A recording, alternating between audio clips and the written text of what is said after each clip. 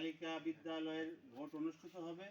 তো আপনারা সবাই সকাল সকাল 7টা 7:30টার মধ্যে বালিকা বিদ্যালয়ে যায় হারুন ভাইয়ের ধানের শীষ মার্কা প্রতীকে ভোট দিয়ে সবাই জয়যুক্ত করবেন এবং সবাই আশীর্বাদ করবেন সেজন্য এমপি হিসেবে নির্বাচিত হতে পারে।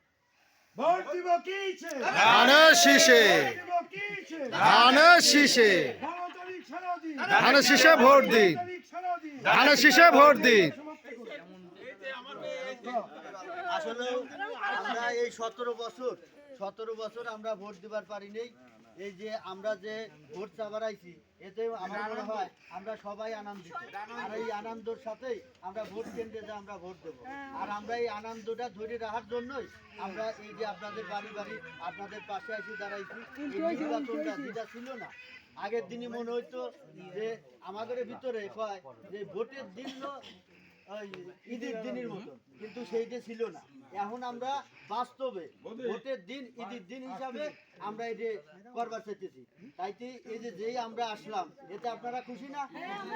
আপনারা ভোটও দেবেন, খুশি হয়ে ভোট দেবেন না? তো আমরা এইটাই কামনা করি, এই বলে আমি শেষ করি। সংসদ নির্বাচন তা এই ধানের শীষের মানে মনোনীত প্রার্থী এমপি লোকে হারুন ভাই পাইছে। আমরা সবাই মন খুলে এই হারুন ভাই রশিদের ধানের শীষে ভোট দিয়ে জয়যুক্ত করে আমরা ঘরে ফিরবো। আর এই প্রথমে আমরা আমাদের এই কাটাবাড়িয়া সার্বজনীন দুর্গাপূজা মন্দিরে আমরা তাকে নিয়ে আসার জন্য যথেষ্ট চেষ্টা করবো এবং তাকে জয়যুক্ত করবো, খুশি মনে ভোট দিব এই ধানের শীষে। আমরা বিগত দিনে হয়তো সবাই এইভাবে ভোট চাইতেও পারি নাই, বাঁচতেও পারি নাই, তো আবার সেই সুযোগ হয়েছে। আমরা সেই সুযোগ কাজে লাগায়ে আমরা যেন আমাদের আশা ব্যক্ত করতে পারি বা আশা তার প্রতিশ্রুতি আমরা রক্ষা করতে পারি, এই করে আমার আগেই স্লোগান। বিষয়টা হলো আসলে এই যে এতদিন আপনারা যেভাবে চলছেন, আমি 1 নম্বর ওয়ার্ডের মেম্বার হিসাবে আপনাদের কি কেউ কোনো ক্ষতি করেছে? না না, আপনারা কি এখানে শান্তিতে আছেন? অবশ্যই শান্তিতে। আল্লাহর রহমতে আমরা থাকলে আপনারা আমার সাথে এইভাবে সুন্দরভাবে যে পরিবেশে আমরা আছি এইভাবে যদি থাকেন আপনারা, আমরা সবচাইতে সুখী। আমরা সারা বাংলাদেশের ভিতরে আমাদের 1 নং ইসলামপুর ইউনিয়ন 1 নম্বর ওয়ার্ড সবচাইতে সুখী। সবচাইতে আমরা আমার এই 1 নম্বর ওয়ার্ডে 4টে হিন্দু গ্রাম আছে। আমরা সবাই মানে মিলেমিশে এত সুন্দর ভাই বোনের মতো করে চলি। আমার মনে হয় এরকম সারা বাংলাদেশে চলে না, কোথাও চলে না।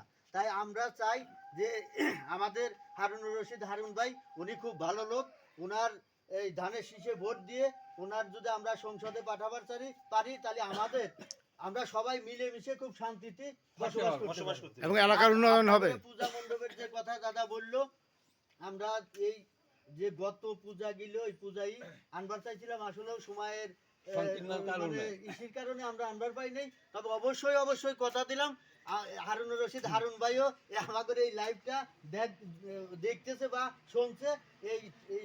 আমরা যে প্রতিশ্রুতি দিচ্ছি সেটা ঠাকুর নয়পাড়া এই পূজা মণ্ডপে হারুনুর রশিদ হারুন ভাই আসবে। এই যে আপনাদের নির্বাচনের আসে আমরা এই জায়গায় কথা দিয়ে গেলাম, ইনশাল্লাহ হারুনুর রশিদ হারুন ভাই আসবে।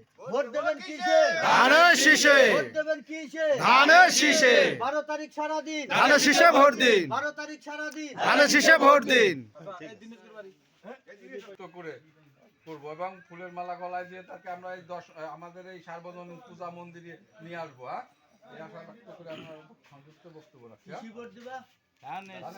ধানের শীষ মনে থাকবে না?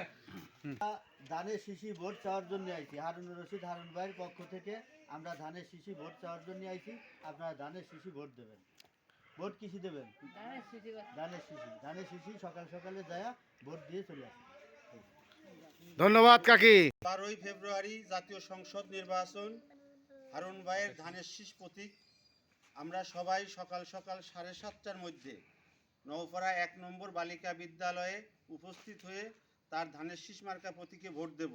এই আশা আমাদের আগের থেকেই, যে হারুন ভাই আমাদের অনেক আগেই নওপাড়াতে আসছিলেন। উনি অত্যন্ত একজন ভালো মানুষ, সুন্দর মনের মানুষ এবং উনি গরিব দুঃখী মানুষের পাশে সবসময় আছে। আমি ওই সোনাপুর শ্মশানে তার দেখছি, সে অত্যন্ত মানে বিনয়ী, নম্র, ভদ্র এবং সে আমাদের গরিব দুঃখী মানুষের সাথে কাজ করার জন্য তার অত্যন্ত আগ্রহ আছে। তো আমরা আশা করতেছি যে সবাই মিলে 12 তারিখই সকাল সকাল যায় ভোট দিয়ে ধানের শীষ মার্কা প্রতীকে জয়যুক্ত করে হারুন ভাইয়ের ফুলের মালা দিয়ে যাতে আশীর্বাদ করবেন আপনারা সবাই, সেজন্য এমপি হিসেবে নির্বাচিত হতে পারে। এইটুকুই আমার কথা শেষ। আর এই পূজা মণ্ডপে এইটাই তো পূজা মণ্ডপ, আপনারা দেখছেন এইটাই পূজা মণ্ডপ। এই পূজা মণ্ডপে হারুনুর রশিদ হারুন ভাইয়ের এই জায়গাটা আমরা আনবো, এইটাই আমাদের আপনাদের কাছে আমাদের একটা প্রতিশ্রুতি বা ওয়াদাবদ্ধ করলাম।